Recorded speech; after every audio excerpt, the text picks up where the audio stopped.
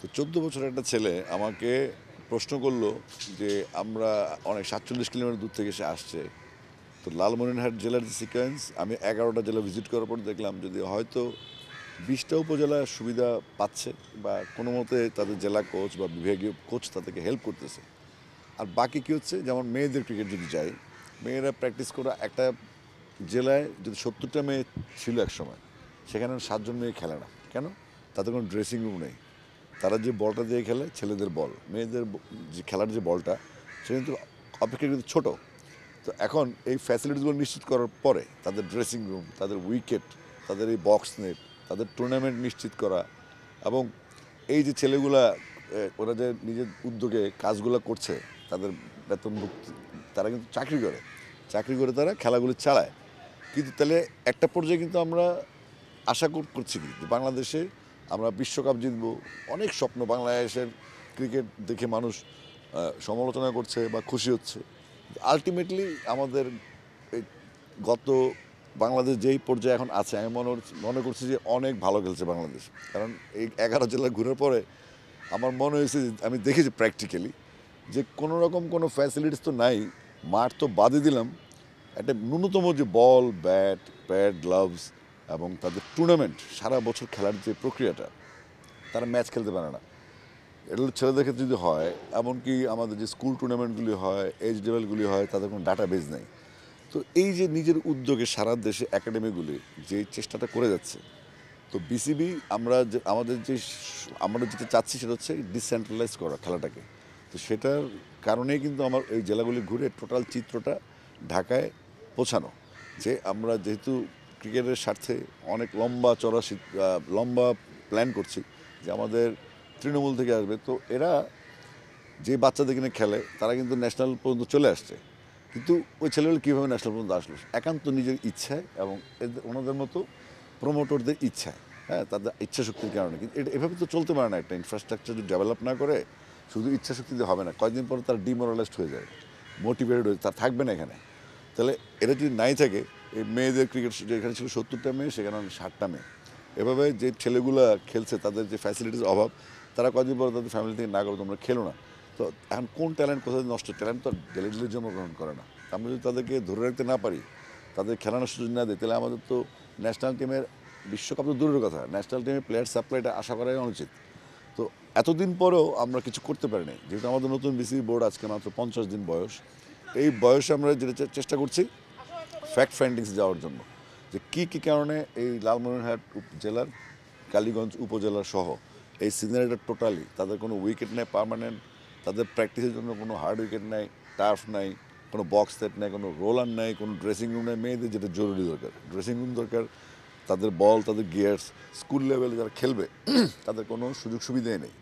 তাহলে আমরা যদি ক্রিকেটের ডেভেলপমেন্ট চিন্তা করি, আমরা এত বড় বড় মানে জৌলুসপূর্ণ টুর্নামেন্টগুলো হচ্ছে বাংলাদেশ, ঢাকা স্টেডিয়াম, সিলেট স্টেডিয়াম, চিটাগং স্টেডিয়ামে, এটা কিন্তু বাংলাদেশ না। বাংলাদেশ ক্রিকেট এটা না। আমাদের ক্রিকেট যেখানে থেকে জন্ম সেখানে কিন্তু মৃত্যু হচ্ছে। আর ঢাকায় যারা আসছে লাকিলি, আমি নীলফামারী ভিজিট করেছি, সেখানে একটা মাঠ, সেখানেই মানে নীলফামারীতে বড় বড় 3টা মাঠ, 3টা মাঠের 3টাতেই ফুটবল, মানুষজন হাঁটে, চটপটি বেচে, কোনো রোপ নেই, খেলার মাঝখান দিয়ে মানুষ হেঁটে চলে যাচ্ছে, বা নির্দিষ্ট সময় খেলা 40 ওভার যদি খেলা হয়, 40 ওভার খেলতে পারতেছে না, মানুষজন বলে না খেলা বন্ধ করে আমাদের হাঁটাহাঁটির জায়গাটা। তাহলে এভাবে তো হবে না। আমরা ঢাকা থেকে বসে বসে ন্যাশনাল টিম নিয়ে ভাববো, বাংলাদেশ বোর্ড কিছু করতে পারছে না, বাংলাদেশ ক্রিকেটারদের খেলাধুলো বন্ধ করে দেওয়া হচ্ছে, নানা রকম কথা বলি।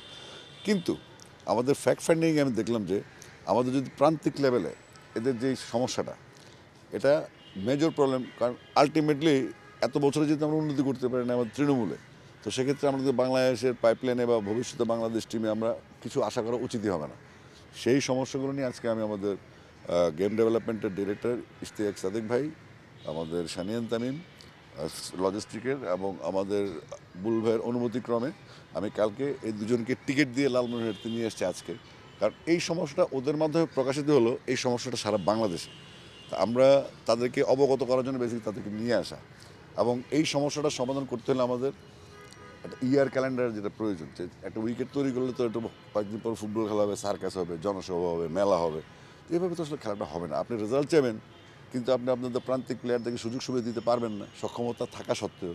তাহলে এই সমস্যাটা যেন ঢাকা পর্যন্ত পৌঁছায় এবং এখান থেকে সলিউশন রাস্তা বের হয়, সেই নিমিত্তে কিন্তু তাদেরকে ডেকে নিয়ে আসে। এবং আপনাদের যাদেরকে আমি বলেছি যে এই সমস্যা তোমরা নিজের মুখ থেকে বলো, আমার তো আজকে আসলে গত কয়েকদিন রোদে বৃষ্টিতে 8টা জেলা অনেক দূরে দূরে তো রংপুরের, তা আমি আসলে গলায় ভেঙে গেছি, আমার স্বর ভেঙে গেছে।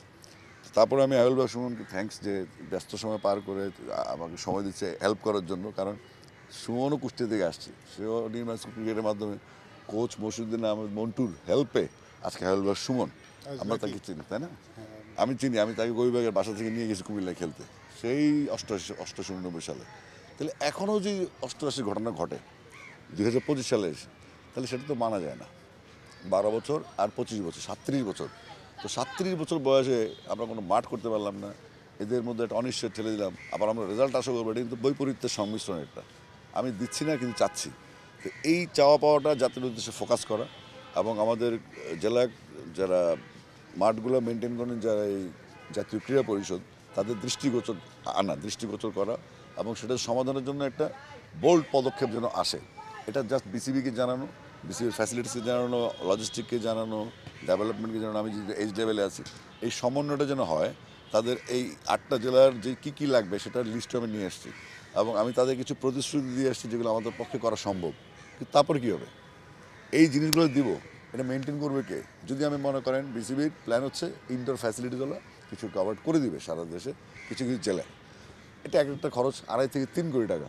তো আমরা যদি 2.5-3 কোটি টাকা খরচ করে একটা স্থাপনা তৈরি করি, বাচ্চাদের সারা মাস, যেহেতু আমাদের 8 মাস খেলানোর প্ল্যান, বাচ্চারা 8 মাস খেলাধুলো করবে, তাহলে এই মেনটেন্যান্সটা কে করবে? টোটাল একটা শুভঙ্করের ফাঁকি কাজ করছে। তাহলে আমরা তো টাকা শ্রাদ্ধ করতে পারি না, মানুষের টাকা, টিকিট বেচার টাকা, স্পন্সরের টাকা, মানুষ টাকা দিয়ে খেলা দেখে, তারপরে একটা ফান্ড হয়েছে। তো এই ফান্ডটা যদি মিস ইউটিলাইজ হয়, তাহলে তো আমাদের এই যে যারা ক্লিনিক চালাচ্ছে, চাকরি করে, কোচিং করাচ্ছে, তো এখান থেকে বেরোতে হবে।